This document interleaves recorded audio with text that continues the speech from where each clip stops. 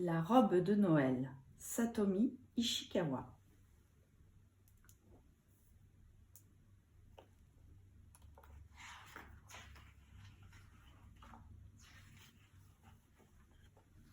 La fin de l'année approche. À la lisière de la forêt, les sapins ne peuvent plus rester tranquilles, car bientôt ce sera un grand jour pour eux, le jour de partir à la fête. Mais oui, bientôt ce sera Noël. Quelle robe voudrais-tu pour la circonstance ? Demande le plus grand à son voisin. Ah, j'y réfléchissais justement. C'est une fête tellement importante pour nous. Oui, nous l'attendons depuis si longtemps, et chacun rêve et se demande quelle robe il portera pour la fête.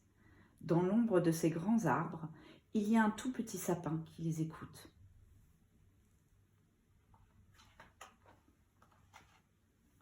J'ai toujours rêvé d'une robe de fleurs, dit un sapin tout rond. Qu'en pensez-vous ? Mais non, un arbre de Noël ne ressemble sûrement pas à ça. Noël n'est pas la fête du printemps, voyons. Mais à la vérité, aucun d'eux n'a jamais vu d'arbre de Noël. Ils ne peuvent qu'imaginer. Noël, d'après ce que j'ai entendu dire, c'est la fête de la lumière, déclare le grand sapin.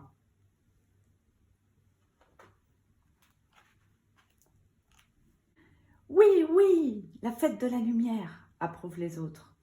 Alors moi, dit un sapin triangulaire, je voudrais une robe pareille à l'or du soleil couchant. J'en ai assez d'être vert toute l'année. Moi, j'ai toujours rêvé d'une robe arc-en-ciel, dit un sapin bien touffu. Et le petit sapin les écoute, émerveillé.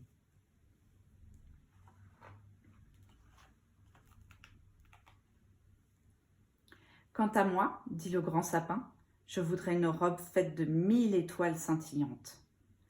Oh oui, ce serait éblouissant, pense le petit sapin.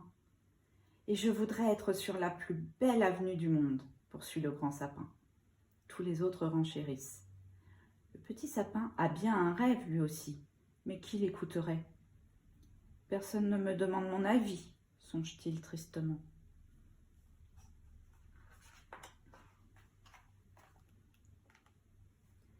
Un beau matin, le petit sapin entend un bruit de voiture, puis de terribles grincements qui le font frémir des racines jusqu'au bout des aiguilles.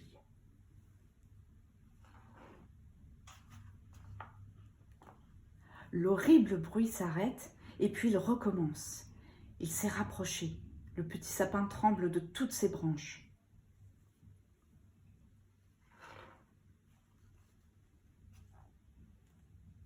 Voilà que soudain le ciel s'ouvre et le petit sapin voit tous les autres partir sur un camion vers un monde inconnu.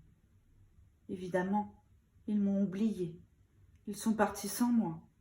C'est insupportable, dit-il, rouge de colère.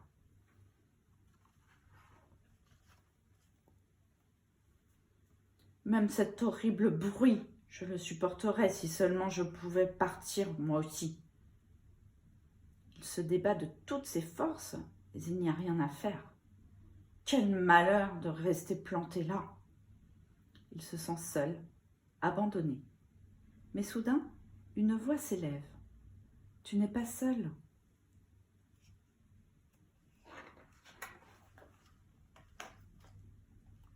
Le petit sapin regarde autour de lui et voit un grand arbre décharné. Tiens, vous non plus, vous n'êtes pas parti ? Et il pousse un grand soupir de soulagement. Alors, quel est ton rêve, petit sapin ? Quelle robe voudrais-tu porter pour Noël ? Lui demande gentiment le vieil arbre. Le petit sapin est bien content d'avoir quelqu'un qui l'écoute. Oh, moi, je rêve d'une robe toute blanche, comme un voile de lune. Mais je sais que je devrais attendre encore longtemps, dit-il tristement. Peut-être pas si longtemps que cela. Et vous, de quelle robe rêvez-vous ? Demande le petit sapin. Oh, moi, de toute façon, je suis trop vieux. Mais non, il faut être patient et le jour viendra pour vous aussi, j'en suis sûre. C'est le matin de Noël. Lorsque le petit sapin s'éveille, il est surpris de voir une robe toute blanche descendre du ciel et se poser délicatement sur lui.